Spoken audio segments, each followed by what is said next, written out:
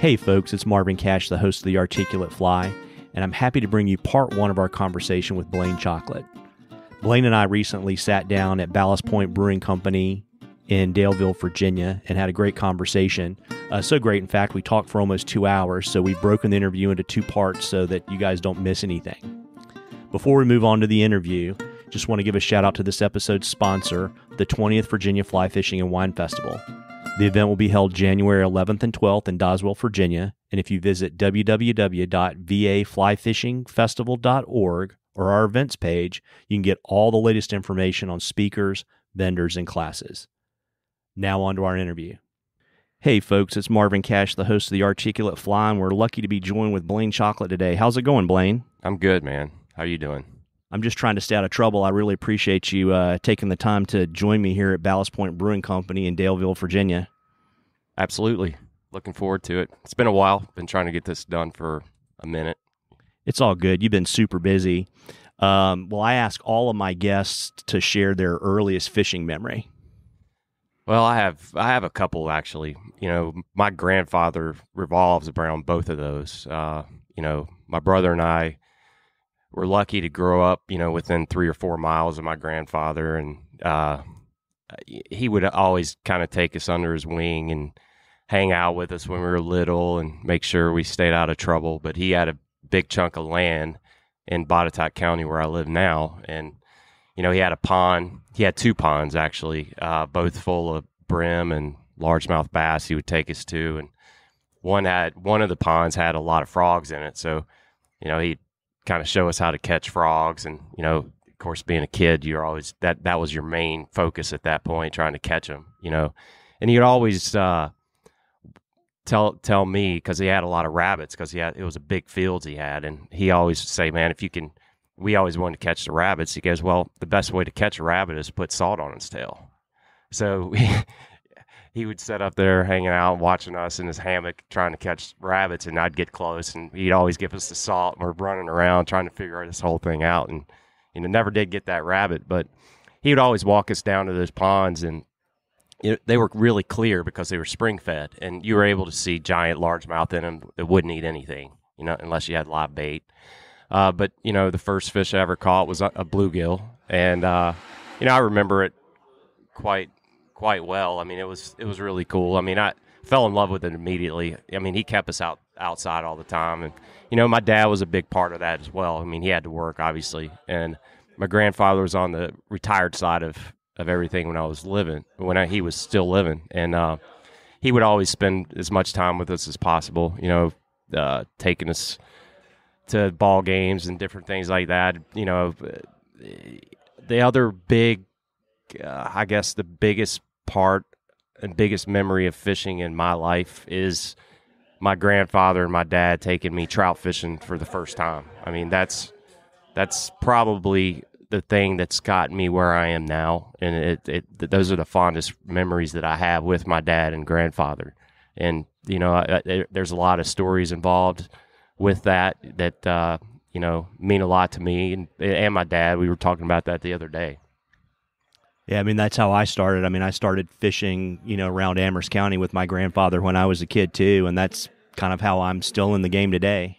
If you want, I could tell you that story. You know, my parents' property, my dad did pretty well for himself. It's kind of like me, didn't want to work for anybody. You know, he did that early on in life, and it's like, this is not what I want to do. So he decided to get into the auto parts business, and did pretty well with that for a while. And so he was able to buy some property in the mountains that bordered the Blue Ridge Parkway and National Forest. So we were able to grow up in the woods on the side of a mountain with no one except the bears and the deer and all the other animals that lived in our backyard pretty much. And that was about 4 or 5 miles from my granddad. And opening day of trout season, which we had back when I was growing up in Virginia, which we don't have now, was a big deal. It was always like the second or third weekend in March.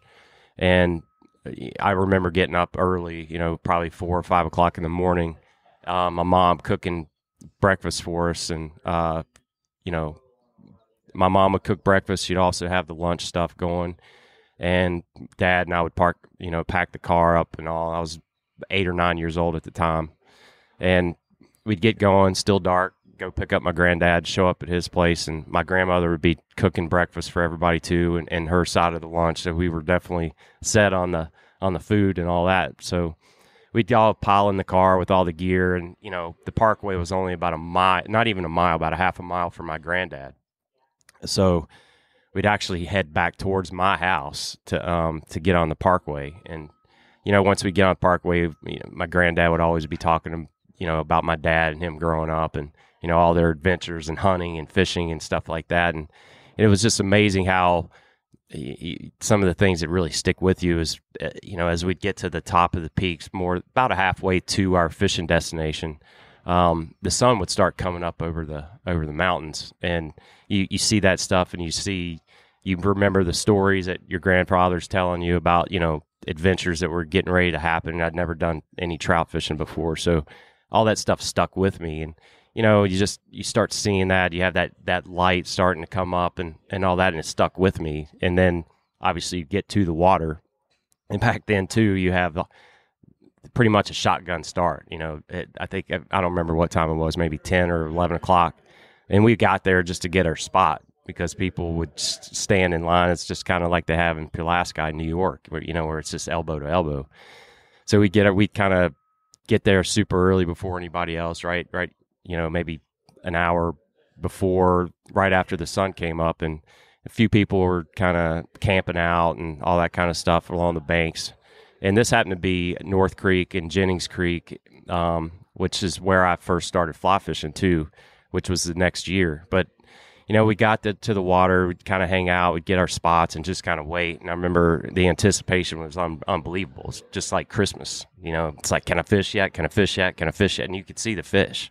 So for me, that was pretty tough to take when you're sitting there looking at trout swimming in the water and you can't do anything about it. And you have this pool to yourself, and right as the time starts to come up, somebody on the other side comes up into the spot you're in. So I'm like, man, at that point I knew that didn't seem right. You got all this water around, and somebody's going to share the pool with you. At an early age, I was like, man, I don't want to fish near anybody, and that's how I am today too. So that's the beginning of my first real fishing adventures with my dad and grandfather, and it's got me pretty much where I am now. That was the early 8 years old, I think, and the next year I started fly fishing, even though we were using fly rods.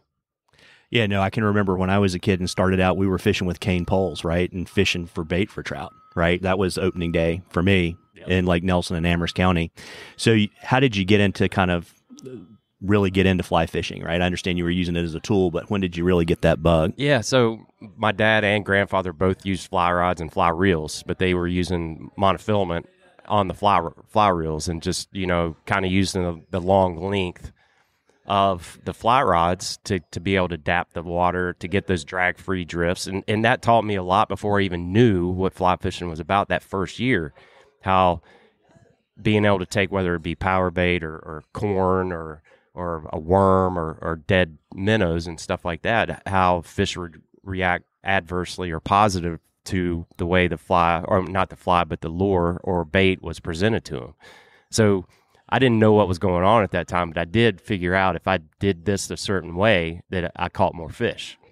So I guess a couple days later, and it could have been a couple weeks later, I remember my mom taking us to obviously going to the grocery store, and I believe it was a Kroger, might have been a Food Lion, but they had a magazine section.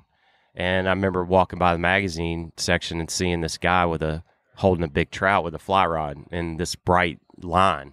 And I was like, what's this? So I pick it up and start looking through it. And I asked my mom if she'd buy it for me. And she did, of course. They were always there for me as far as anything I was into. So I got that and started looking through it. And I was just totally in awe of the flies and reading a little bit about what they're doing. But the size of the trout, obviously, on the cover of the magazine is like, I want some of that, So not knowing anything about fly fishing, but I knew we had the rods and stuff like that. It's kind of funny. Later on that day, we went up to my grandmother's on my mom's side, and my grandfather had passed away in a train a train wreck. He was a conductor, and that's a long story, but he was head on by another train, but that's a long story. But anyway, he was a big angler too, but I never got to meet him. He passed before I was born. But my grandmother kept all his fishing tackle and then basically his man room down in the basement. And I was just kind of rummaging through all that stuff, and I came across this line in the basement, and it was bright yellow, very similar to the lines I was seeing in the magazines. And it happened to be an old Aircell Scientific Angler ad. And I was like, that just looked cool because, me being an artist, colors, stuff like that I'm attracted to. So I took that line home with me and put it on my fly reel. And I'm trying to whip this line through the air. And my dad gets home one day that night from work, and he's looking at me. He's like, "What are you doing?" It's like, "I'm trying to learn how to fly cast." He goes, "Well," he's laughing. He goes, "First off, you got to get a fly line." I'm like, "What do you mean?" He goes, "Well, that's weed eater line." I was like, "Well, no wonder this is." I didn't know what that was either, but that was my first attempt at fly fishing. So they knew at that point that I was really into fishing in general, because I was bugging them constantly to take me. But that winter, that Christmas, I got my first real fly fishing outfit, and that following spring they took me. After opening day morning at lunchtime, my granddad promised he would take me up to the headwaters of those streams, which happened to be North Creek, for me to try my first fly fishing deal with native brook trout up there. And they also had got me a fly tying kit for Christmas as well. And I tied a bunch of flies, not really knowing anything about what I was doing, but just messing around and reading the Orvis index and that guide, that fly tying kit that I think a lot of people at that time started with, the Thompson A Vice and all that. And that's where I started. Tied some roll wolves, which was incredibly hard. I learned early at that time is, materials are very important, on what you do, especially as I fished them, because they didn't float very well. So I knew I didn't have the right hackle after, but I remember catching my first brook trout, probably only 5 inches long, but it ate a dry fly, and it's just like, this is super cool. It's beautiful. You couldn't paint a picture as pretty as a native brook trout in my mind. Yeah. And it's interesting too, because we were talking before we started recording, we're not old, but we're not young. No. And right. I think what people don't understand, I guess, I don't know, I hate to say kids, but I'll say kids, younger people in the sport today don't realize how hard it was to get materials and get information, because you're talking about mid 70s, right? Mid to late 70s? 1982. Yeah. Actually, so. But, it wasn't like there's a fly shop everywhere and you hopped on the internet and you could get, genetic hackle from Tom Whiting shipped home. No, I've been, it's almost like I was destined to do what I do, because there were so many things in as we talk, you'll probably see that there's been so many stair steps that were just kind of paved for me as I've kind of grown, not only as a person, but as a profession in the fishing industry. That same year, Orvis opened up in downtown Roanoke. So I think maybe it was 82, 83, I think, they opened their first store in Roanoke. And then shortly after, I think part of that deal was they would open a big distribution center in Roanoke, which is still here today, and that store is as well. So it might have been later. I could be wrong, but it was within the first 2 or 3 years of me starting fly fishing. So yeah, that certainly helps a lot. And so, you've talked about fishing with family. As you kind of progressed in the sport, who were some other people that mentored you and kind of helped you become a better angler? Yeah, so moving forward, and when I was 15, I really was getting the bug, in high school as a freshman. The Jackson River tailwater came to be in the late 80s. And they finally started releasing the cold water. I don't remember the time frame, but they started stocking trout, fingerlings. And then they opened it up as a special reg section right below the dam all the way down to Covington, which was 18 miles of water. And I found out about that by, like you said, there wasn't, back then there wasn't a lot of information out there. So where I would learn stuff is getting my mom to, I'd drag her down to the Orvis store downtown Roanoke, and you'd hear people talking. They'd have little photo albums going, and I'd see, well, where do these fish call it? Oh, this Jackson.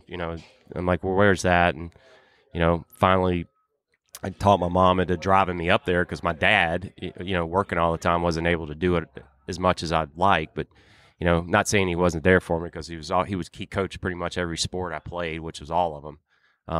But dad's got to do what they got to do, right?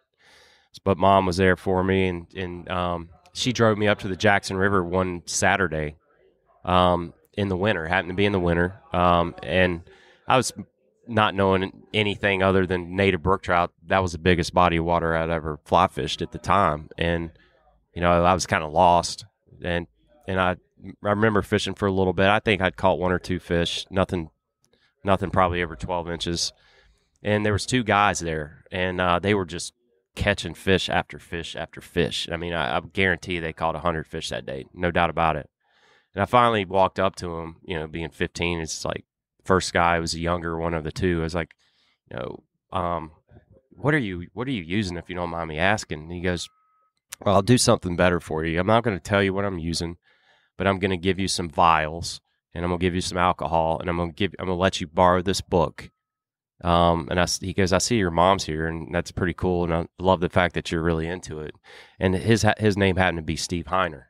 And Steve he's retired now, but he was an aquatic entomologist at Virginia Tech. And he didn't want to give me the answers, but he happened to be fishing with a very famous fly angler, and in my mind, one of the best fly designers that's ever lived, and it's Harry Steves. And Harry's always been known, if anybody that's known him, has always been kind of a curmudgeon type of guy, but he's super intelligent. He's an artist in all sorts of ways, not only in sculpting and painting, but he's an incredible designer. But Heiner has always been really into kids, and he was always the guy that was always playing jokes and hanging out. And I mean, he was more approachable than Harry was. Harry was always kind of the older guy that, that was quiet and would talk trash when needed, right? But he was very intimidating. But Heiner gave me all those vials, and he said, just go check out these rocks. And he goes, pick out whatever you see and try to imitate that at the vise. And he goes, that's some of the best advice I can give you. He said, by giving you the answers, you're not going to learn that much. And I was like, okay. So I did that, and it kind of that's a whole story in itself. But those Harry Steve and Steve Heiner have been probably my biggest mentors in a way, because they got me started, really. As you grow older, you lose touch, but those guys they always will be somebody in my mind is someone that's really helped me as much as anybody. Yeah, that's interesting. And so is that really, you get the vise when you're like 8 or 9 years old and you're tying along. Was that really kind of what jump-started your dive into fly tying? It is, and the fact that he gave me this book, it's McCafferty's Guide to Aquatic Entomology. And it's a college text. I mean, it's, a huge book. I don't remember how many pages. I think he asked me to give it back to him, and I never did. And he never, whatever. But we stayed friends for a long time. But this book, this is a very important thing in my whole evolution as a fly designer in itself, is and you got to remember, I was 15 at the time, and he gives me this book. I go and collect all these bugs, and it didn't take long when I picked up the first rock that there was a very prevalent bug on every rock, and not just one or two. I mean, hundreds on every. It didn't matter if it was a softball size rock or, a rock the size of a basketball.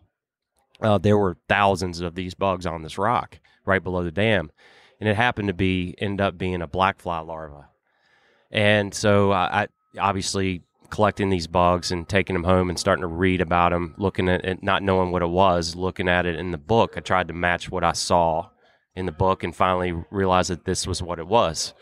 And so the great thing about this book is it talked about the scientific side of it, but it also gave fishing and I guess not really anecdotes, but fishing advice. But the big thing about it, the scientific side of it, it talked about where they lived in the streams, their life cycles, and how they hatched and all this kind of stuff. And what I read was that these larvae, when disturbed by anything, would would release themselves from the rocks and hold in the current by a silken thread and kind of drop back until they found a new place to live, right, or a safe place to be. But by doing that, they're exposed to whatever in the currents. And I think this is later on reading about stuff like I think the Miracle Mile on the was it the San Juan in Mexico, that it's called the San Juan Shuffle. You're not allowed to fish right below your feet. But back then, in this year, we're talking about late 80s at this point. I didn't know anything about that. But so I'm reading about this stuff, and the blackfly larva suspended on a silken thread. The blackfly larva looks like basically a bowling pin. So I tied up some rudimentary blackfly larva. The next thing I'm reading about in the book was that when they pupate in this shuck that basically look like a squid. So, but they'll pupate inside this and then cut themselves out as an adult and then rise to the surface in an air bubble. Again, this is like in the late 80s. This is way before beads and any of that stuff became very popular. So, but at the time when I was in school, the girls were wearing all these little tiny glass beads on pins. And they were wearing them in their hair. They were wearing them on shoes. They were wearing them on their T-shirts and all that kind of stuff. So we had a craft store in town, and I got my mom to take me to the craft store, and I bought all types of these little tiny glass beads, from silver to pearl to black to abalone, every type you could think of. So I tied these extremely simple beaded flies that had just a little bit of black dubbing, gray or black thread, or gray dubbing or gray thread or whatever that I thought would look like a bug inside of a glass bead. So a lot of them, basically, I'd put the glass bead in the center of the hook and tied thread on both sides to kind of pinch it in between. And I was like, well, that looks like maybe a bug in a glass air bubble. So I tied a bunch of those, and the next weekend my mom took me up to the river. Harry and Steve were there, and I started fishing. Next, I'm like catching fish like I'd never caught before.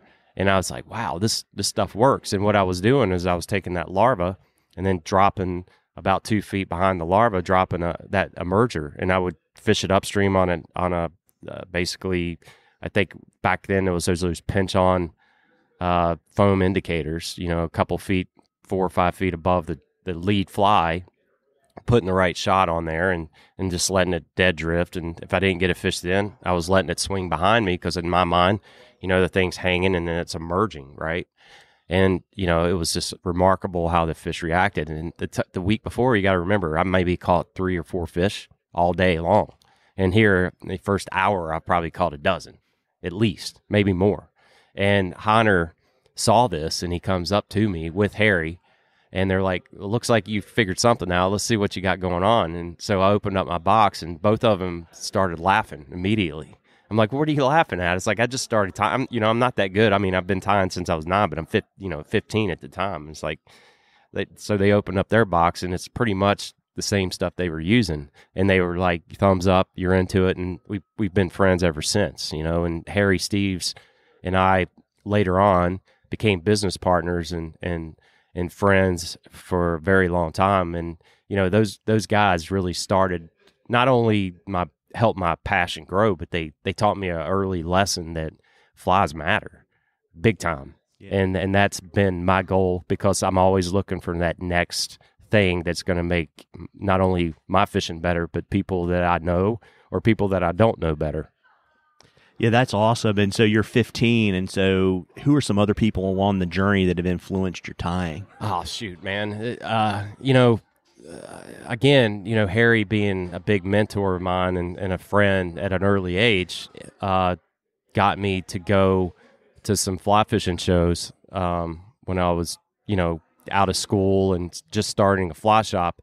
And he introduced me to all the big names in the sport. He introduced me to Ed Koch. He introduced me, you name it, man. The who's who of fly fishing. He introduced me to all those people: Lefty Cray, Bob Popovics, Bob Klauser, and all those people. All those guys took me under their wing because I was young and they knew that I was passionate about it. And obviously I had some I guess innovation, that I had a little bit to bring to the table at the time, and they saw that and they wanted to help cultivate it. And that and that's been, I think, the greatest thing in our sport is the true greats want to help and share their knowledge. They don't want to act like, jerks, like, they're like any place in life. You have both, right? But we're fortunate to have these amazing people that's really kind of helped me grow as an angler and a tyer for sure. Yeah. Yeah, it's funny because I always believe, outdoors people are generous, but I think fly fishermen are generous in particular, and I think it's an interesting thing too. Like I always believe that, when you share your passion, that gets reflected back to you. Oh, no doubt. And, it really resonates. So you're 15, you're moving along. When did you decide you wanted to be a fly fishing guide? About that same time, right then. Because, Heiner, he told me that he and Harry both would guide part-time for Orvis. They weren't, they didn't work for Orvis. Obviously, Heiner was a entomologist at Virginia Tech, and Harry Steves was a biologist. And, he's a brilliant. He's probably one of the most brilliant people I've ever met. But they would do it on the side. Heiner more than Harry, because, Harry didn't feel like he needed to do it or whatever. I think his patience level for some people weren't as good as others, but not saying that's a negative. That's what makes Harry so endearing, man. He's that guy, and it. There's no holes bar. He's never going to be. He's not going to hold anything back. He's going to let you know what he thinks, and some people can't deal with that, and he doesn't care, right? Yeah. And that's what makes Harry Harry. Yeah. But for me, having those people to help me get started, and then introducing me to those other guys later on, it really made a big difference for sure. That's awesome. And so you get into the guide thing, but you also had a fly shop for a while, right? Oh yeah, yep. So that's a whole nother thing. When I started guiding, my first guided trip, I was 16. About a year and a so later, I was 16 years old. Year and a half later, 16 years old on the Jackson, fishing, and I'm doing pretty well, obviously because of Harry and Steve's and teaching me the black fly larva game. And don't I want to make sure that say this too, is I'm not trying to act like I created glass beads or any bead stuff. This just happened to be something that came to my mind, and Harry and them, did it. And then I think Theo Backlar popularized beads, and I got to meet him too. So much later on, about 5 or 6, 8 years later.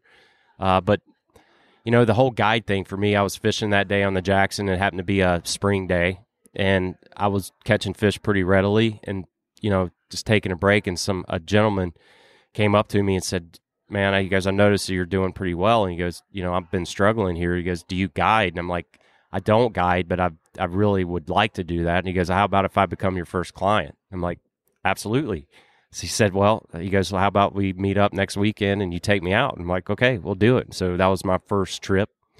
And then later on, I met Jim Finn, who was the original owner of Mossy Creek Fly Shop, who the Troes now own and have owned for a long time. But Jim, we created a pretty good relationship, and he wasn't working the Jackson River and all that, so it worked for both of us. And I worked for him for a couple years, on and off while I was still in school, high school at that time, because being 16. And when I was 18, 19 years old, graduating high school, not knowing what I was going to do, and knew I did, school wasn't my favorite thing in the world. So I didn't go off to school. I went to a local school, college, and just kind of trying to figure out what I really wanted to do, man. And my passion was fly fishing. I played a lot of golf and other sports, but fly fishing was it. I just needed to figure out how to do it. And, I knew guiding was an opportunity, but, I just thought the next best step would be a fly shop.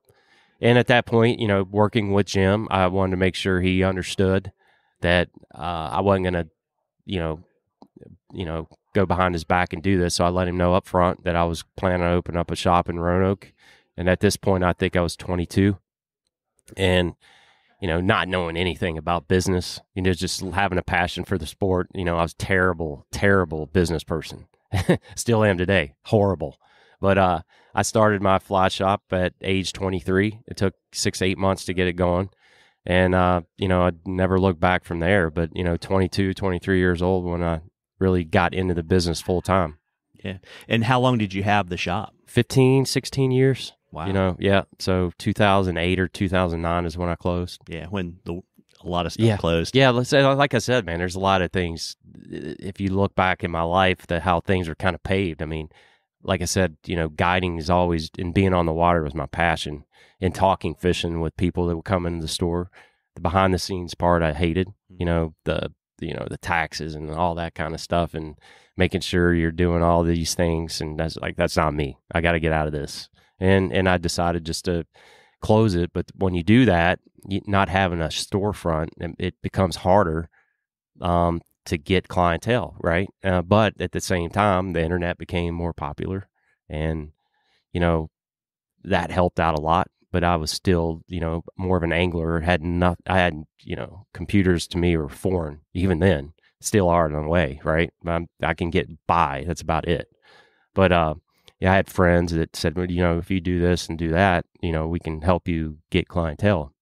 It's amazing how anybody made it before the internet, right? I mean, I was like, how did I have a shop for that many years and was able to make it go without having, social media or the internet? It's crazy, but we all seem to make it happen. But back then it was, magazines that got you through, and who and it's still that. It's like who and people really, the cool thing about our industry is it's small. So you're able to network, and they know people, and they can tell people about you. And that's kind of, for me, I've never advertised ever. It's always been, pretty much word of mouth, and it still is today. I mean, I have a website, but I never get on it. You know what I mean? So I don't even know how to use the back pages to even put anything on there. So it's bad.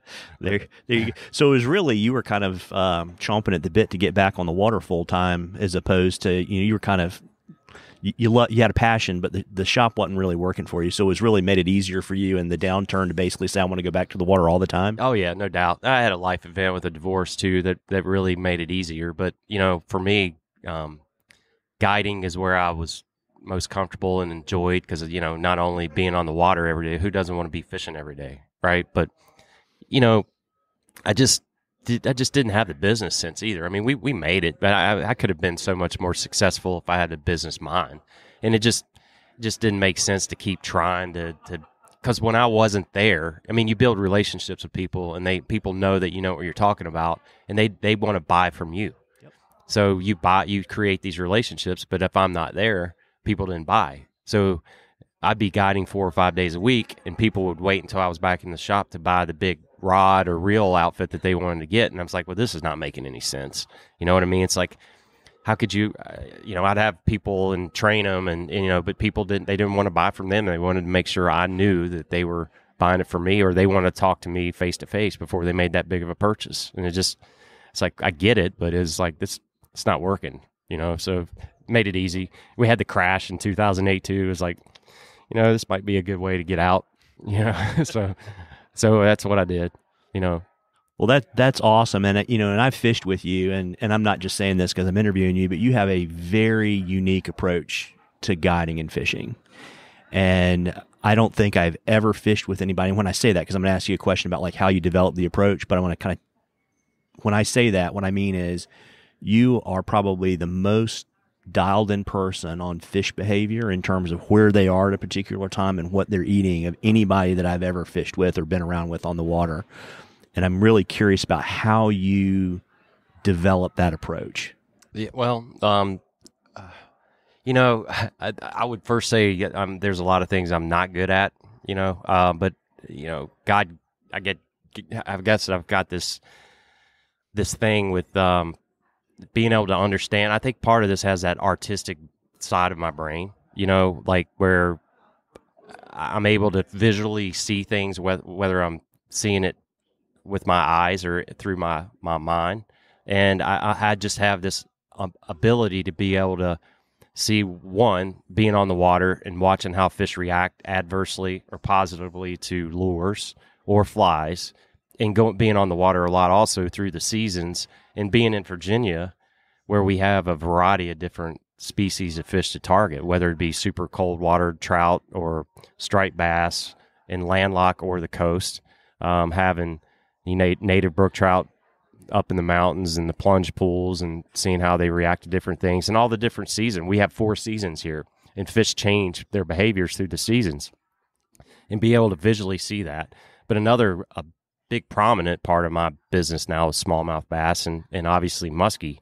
And, muskie being the fish of 10,000 casts, I mean, I've learned a lot about what I know by not catching fish, and you either quit or you figure it out.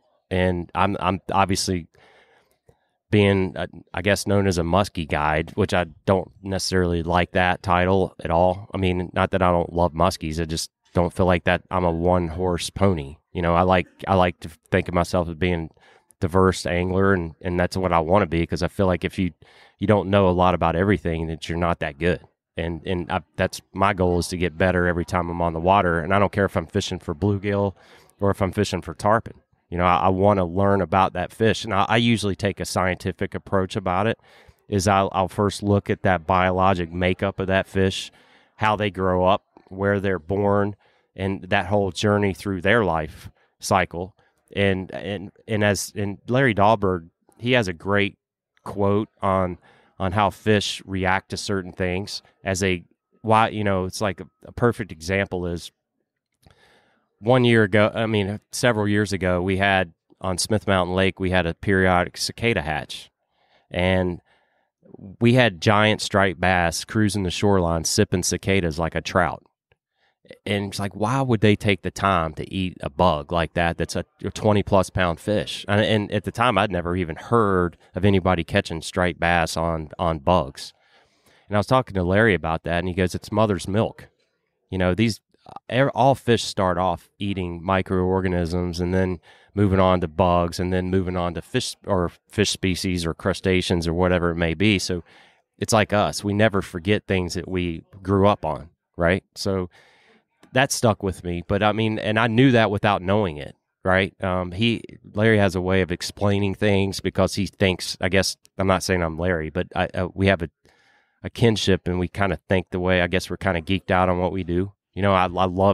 Fishing's a giant part of my life, but the biggest thing that makes me tick is figuring out what makes them tick. I really enjoy the puzzle and putting those pieces together. And, like I said, trying to catch muskies on a fly is not the smartest thing in the world, especially to back yourself in a corner and try to do it for a living, especially with a fly rod.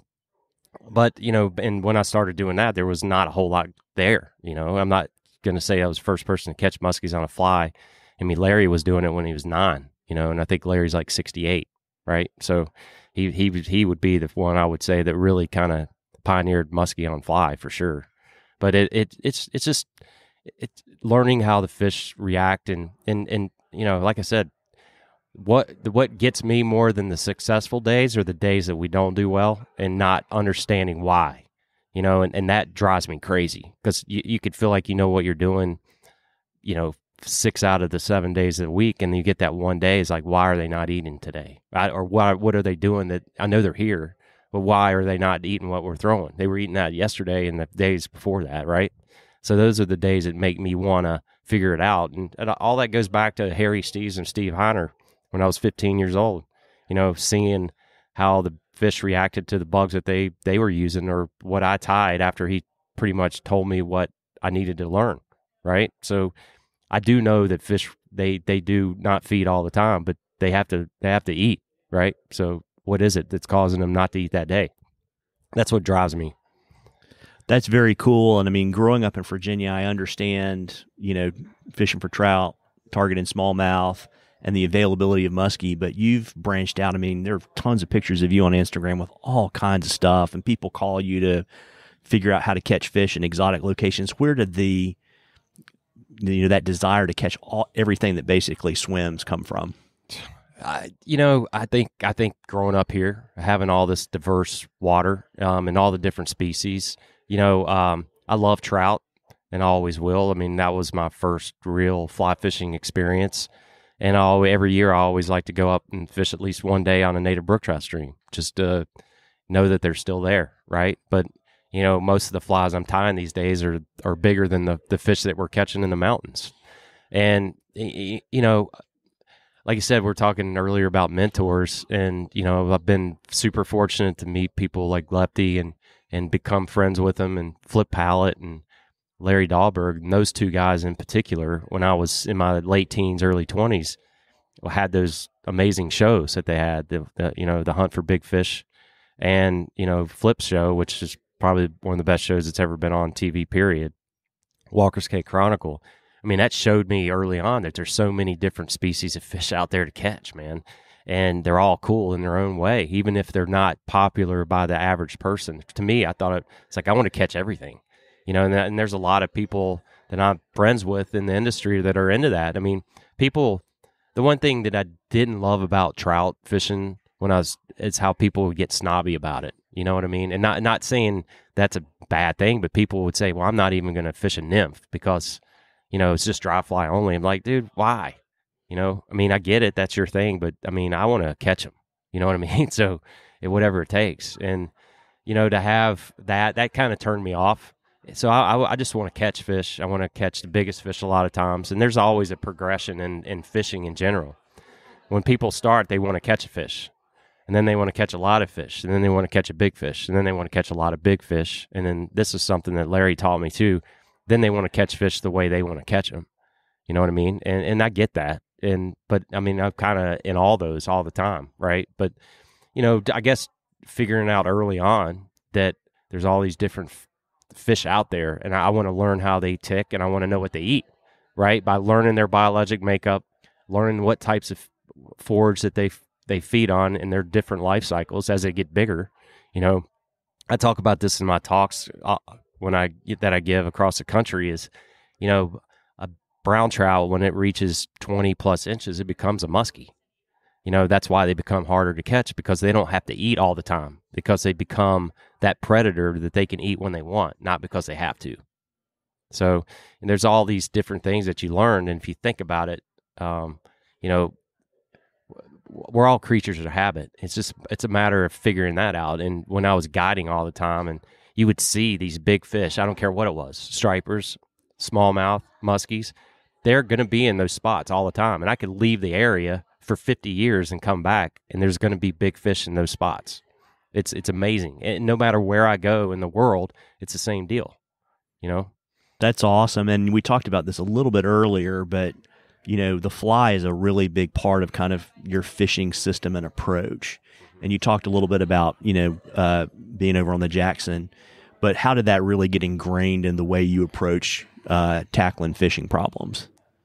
Well, with the whole bug deal, like the black fly larva, that was the biggest start for me. It's like learning the different cycles of that, and then seeing how the fish reacted to them based on the dead drift versus the swing, right? And then, moving on to smallmouth bass after that, I had to learn a whole different species, and not knowing anything and not having a boat.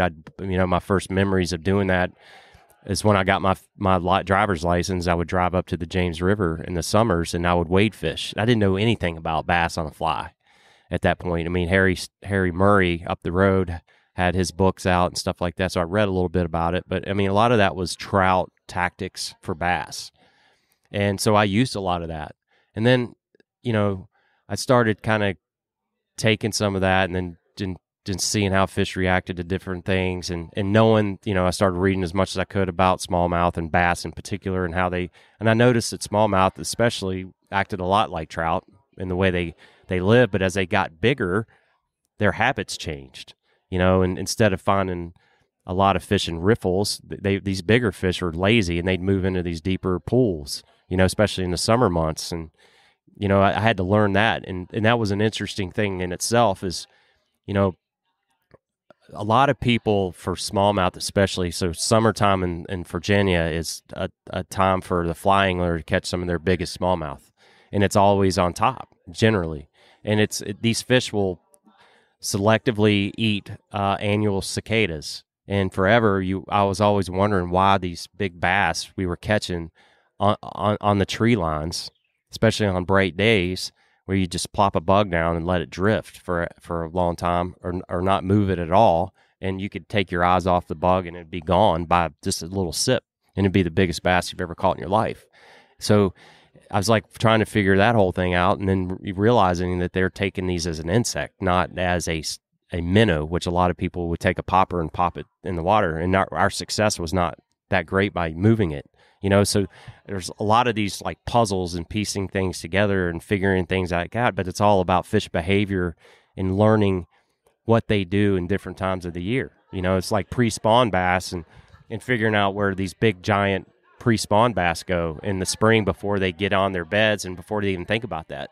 So all across the country, talked about this with Larry not too long ago up in Minnesota or even Wisconsin or Michigan. Pre-spawn bass really, they've got to put the protein on. They need that extra energy because they're not going to be eating a lot when they're going through the motions of spawning and then protecting their beds and all that kind of stuff. So they're keying in on giant chubs. When I say giant, I mean 7, 8, 9-inch chubs. I mean, I've caught a number of 20 to 22, 23-inch smallmouth that have a chub in its throat and still will eat a game changer that's 6, 7 inches long. So you're matching the hatch there. And it's the same deal. I mean, there was a film, I think I didn't get to see it, but they were talking about going back to that stripers and the cicadas, but there was this film, I think, where they observed giant tarpon feeding on locusts down in Mexico or somewhere that I heard about. And again, it goes back to the mother's milk deal. So it's all about learning behavior, and fish will adapt to whatever food source is readily available to them. But there's also these built-in biologic triggers that cause these fish to react to whatever lure or bait or fly that you're throwing at them. And that's the part that really gets me going. Well, folks, I hope you've enjoyed part 1 of our conversation with Blane Chocklett. If so, it'd be great if you could give us a review in iTunes and subscribe in the podcatcher of your choice. The next part will drop in the next week or so. Tight lines, everybody.